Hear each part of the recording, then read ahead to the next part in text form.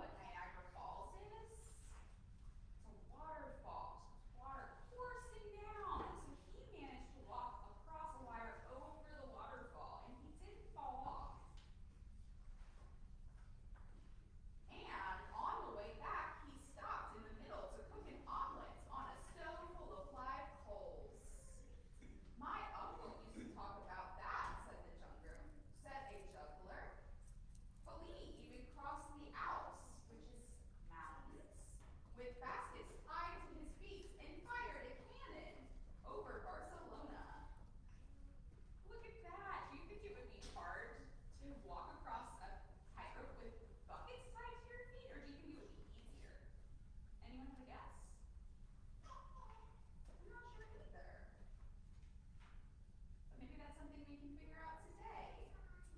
Moretz raced to Bellini's room. Is it true you did all those things? Why didn't you tell me? I want to do them too. I want to go with you.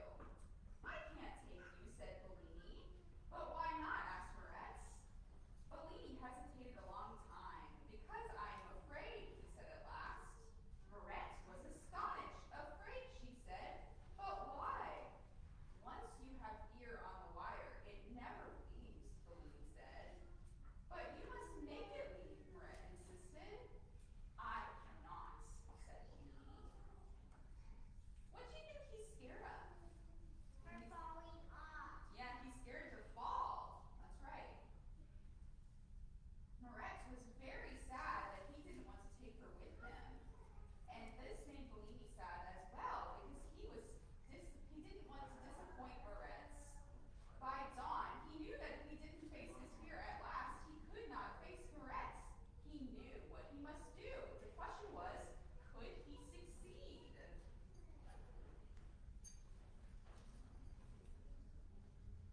That night, when the agent returned, Bellini was waiting for him and listened to Bellini's plan with mounting excitement. I'll take care of it, he promised. Bellini went out to find a length of rope. He borrowed a tool and worked until daylight, securing the wire. Do you see the rope? He's putting it above the city tops. The next evening, Moretz heard the commotion in the streets. Go and see what it is, her mother said. Maybe it will cheer you up. In the street, there is a big crowd, and there's a spotlight pointing at the sky.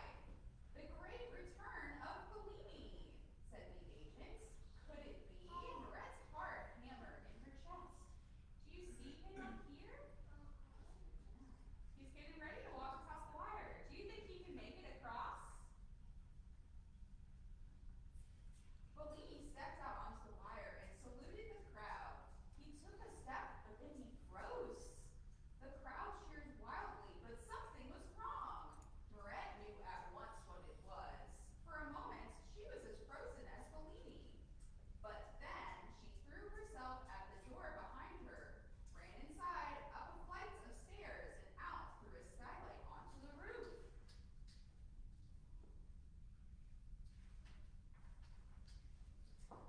She stretched her hands to Bellini. He smiled and began to walk towards her. She stepped onto the wire, and with the most intense pleasure, as she had always imagined it might be, she started to cross the sky. Bravo! Bravo! Roared the crowds. And they called her the protege, or the student, of the great Bellini. But for the master and the pupil, they were only thinking of the wire and crossing to the ends.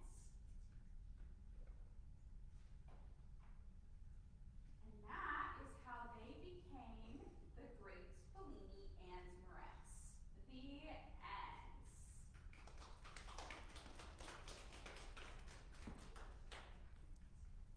Let's all stand up.